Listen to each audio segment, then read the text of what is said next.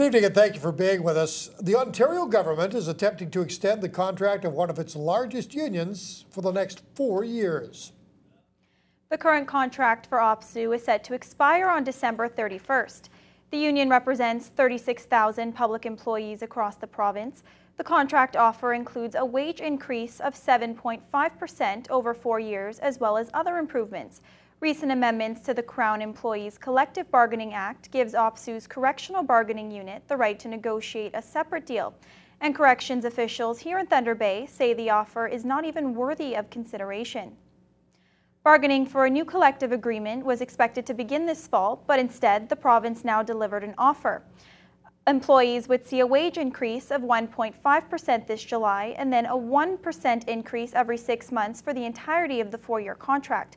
But OPSEU Local 708 President and Correctional Officer Sean Bradshaw says the offer does nothing to address any of the things they fought for the last 5 years. Seeking, and not that it's only the money parts, it will stop us from bargaining our own pensions. It offers zero improvements on any benefits. We'll still remain last in Canada in pensions, last in Canada in shift premiums, last in Canada in many other facets of our job. We won't have CTO, which is another thing that every other province has, including federal institutions. We're going to allow the employees to the membership to have a vote on this, and we'll leave it up to them whether they think it's a good deal or it's not a good deal.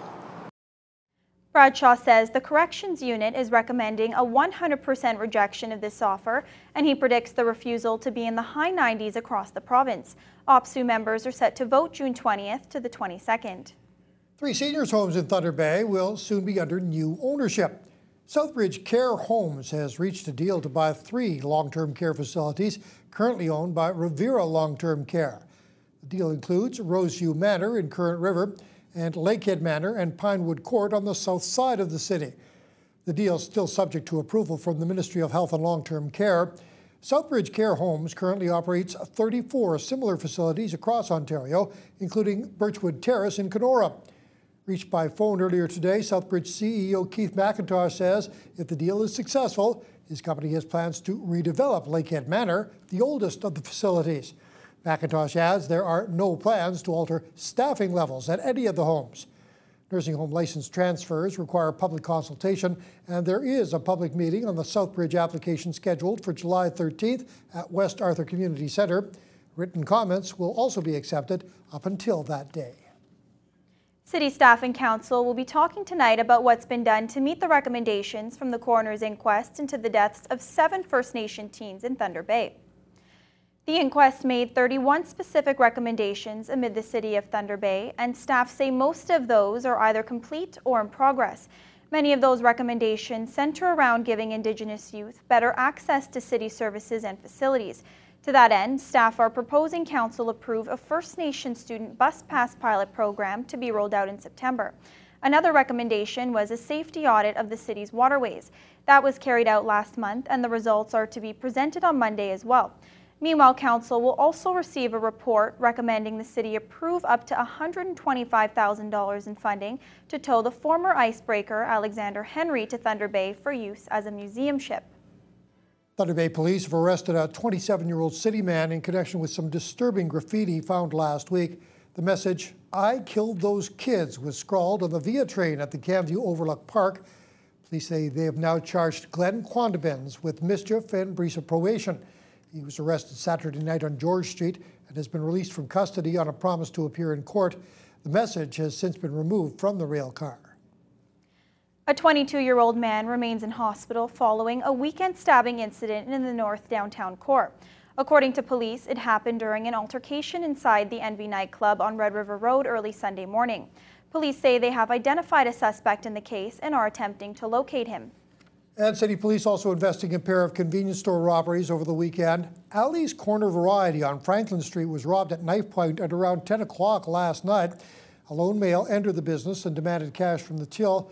The suspect was caught on the security camera. He's described as being Caucasian, between 6'1" and 6'3", wearing a light blue jeans and a cream-colored jacket. This was the second armed robbery at that business in the past month. The store owner says the suspect took off with about $600 in cash. He had a duffel bag. He came and placed it on the counter, and then he took a knife off his person and showed it to the clerk. Another customer was in the store, and they backed away from the till. The clerk opened the till, gave the man the money that was on hand, and then he turned around and left. It's all very quick, under a minute. We're a small independent store. I think of everyone that comes in here as, someone who lives in the neighborhood, who is my neighbor, and it's just, when this happens, it's very frustrating. But that wasn't the only store robbery over the weekend. The Max on May Street and Northern Avenue was also the scene of a knife point robbery. This one, Saturday night at about 10:30. A male entered the business. He was described as being about 6'3" and demanded cash and cigarettes. He was wearing a yellow jersey with the number 66 on the back and a black balaclava. Anyone with information on either of those incidents is being asked to contact Thunder Bay Police. The North Superior Workforce Planning Board is celebrating its accomplishments and looking how it can improve moving forward. This afternoon, the agency hosted an event for community partners who have worked closely with them. Executive Director Madge Richardson explained the work her team has accomplished this year. She says many partners and organizations in Thunder Bay are curious as to what will happen with the data the local planning council collects. Community partners and stakeholders need to know that there really is a rhyme and a reason to what we do, and it's not for naught. It really is considered when they're making future decisions, when they're looking at system changes, even the local labor market information and intelligence initiatives that they have. They really are going from it from a positive stance. They want it to be better. Richardson says one of the key areas they'll still need to focus on is improving the employment rate for First Nation people by bridging the gap between them and the employers. After 4 months of around-the-clock care, the 12 malnourished sled dogs rescued from near Long Lac are now ready to head to British Columbia for the final chapter of their journey. But in order to get there, the District Humane Society needs your help. Happily jumping and playing around, these 2 sled dogs, along with 10 others, have come a long way since February. Originally rescued from the Greenstone area, Executive Director Cassandra Nordal says these sled dogs were close to death when they first arrived. She's contacted a sled dog rehabilitation center in Victoria, BC, which has agreed to take the dogs and help them fully recover and then find forever homes. But the dogs need to get there first, and that's where the Humane Society needs the community to step in. So at this point in time, we're asking for any airlines to step up, contact us if you can help in any way, even if you can transfer them a little bit closer to Victoria. We're also asking people if they have air miles. They can be transferred into cash value. And as an additional way to fundraise, Nordal says they've created new T-shirts, with all proceeds going directly towards transporting the sled dogs. Organizers of Thunder Pride Week hosted one of their main events this morning. Around 100 people came out to the annual Pride Week breakfast at the Prince Arthur Hotel, with many young people from the LGBT community in attendance. Christina Jung has more. City councillors, educators, and students gathered here to celebrate another year of Pride Week.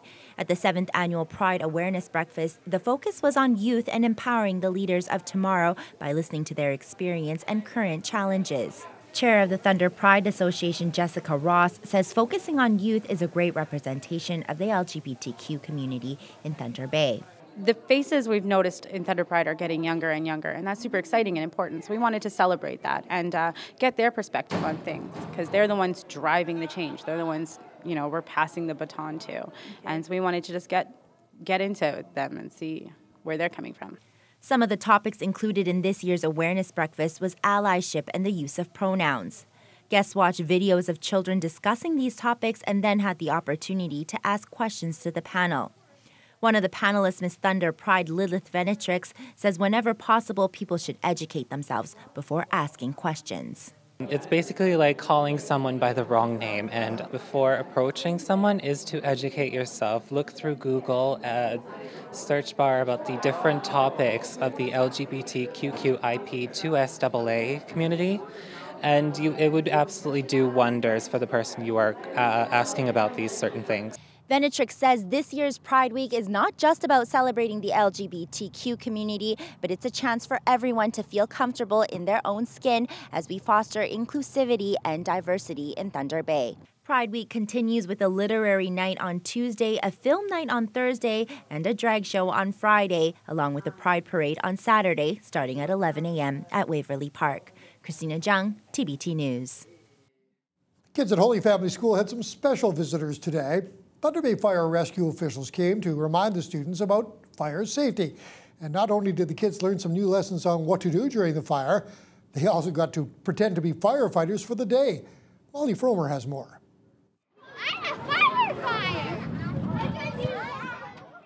Thunder Bay Fire Rescue officials paid a visit to Holy Family School to show the kids what they do on a daily basis.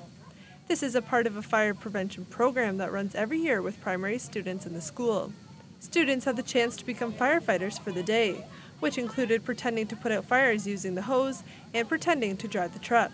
Fire Captain Phil Lemieux says during these programs they try to get the kids comfortable with them and the gear they wear. Call it Adopt a School program. So this is our school. We're just right across the way here. So it's nice to come and visit with the kids, and the kids come over and visit with us. It's hugely important. 911, stop, drop, and roll. We have we try and cover all the bases for the young kids so that they know what to do in case there is ever an emergency in their house.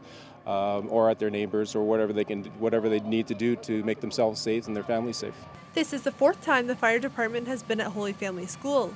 Only this visit is more of a fun visit with hands-on demonstrations. The first 3 times included class lessons, where students learned about escape routes and the importance of 911 and smoke alarms. The principal at Holy Family School, Ryan McWhorter, says this is part of the grade 1, 2, and 3 curriculum, and tells us why it's so important for the students. I think it's good to have a partnership with some of our community helpers. We started in JK, we call them community helpers, fire, police, and whatnot. And it's good for kids to see the importance of what they do every day, and part of our fire safety and prevention program. A fire truck is really cool, and there's a lot of cool stuff inside of it. And the ladder can go 100 feet, and it's super cool, and I want to go up there, but I can't. And there's 2 trucks, and one of them we cannot go on because it's too high, and the other one we can go on because it's nice and low, and they're pretty cool. And I was pretending like I was the captain in there. Lots of fun. It's really fun to meet the fireman and all that kind of stuff. I'm learning lots of stuff. If there's firemen with their tanks on their backs, don't think it's Darth Vader. Don't be scared. Each station has their own designated school, where they remind students about fire safety and what steps to take if a fire does take place. Molly Fromer, TBT News. The Stall Open Road Hockey game is now less than a month away, and the kids from all around the city got to show off their skills and test out their luck yesterday for a chance to play on a team with Bobby Orr and the Stall brothers. The Fountain Tire Summer Classic will be held next month during the lead-up to the Stall Open Golf Tournament. Around 35 kids competed in a skills competition at Fountain Tire yesterday for the final roster spot on Team Stall. Boys and girls aged 9 through 14 participated in 5 different skill stations, such as hockey drills and a frisbee toss. After the groups finished at each station, organizers tallied up each of the participants' points to determine the top 3 and then drew the winner out of a hat. Emmett Cleland was one of the kids hoping to win his way into the tournament. Once in a lifetime chance, and I would like to see the Stall brothers up close and a bunch of other players. So we got 6 kids. 5 that raise money to get in, 1 that gets in through us, and they get to play in a road hockey game with Bobby Orr and the Stall brothers. It's officiated by Carrie Fraser. It's just a really, really cool event that it really helps benefit the community. A lot of people get out. I think they raised over just about $33,000. That's all going to cancer research. This year's winner was Garrett Winters. He gets the spot and will be participating in the Summer Classic, which will be held at Whitewater Golf Club on Monday, July 10th. All funds raised will go directly to the Northern Cancer Fund. That road hockey game should be a lot of fun.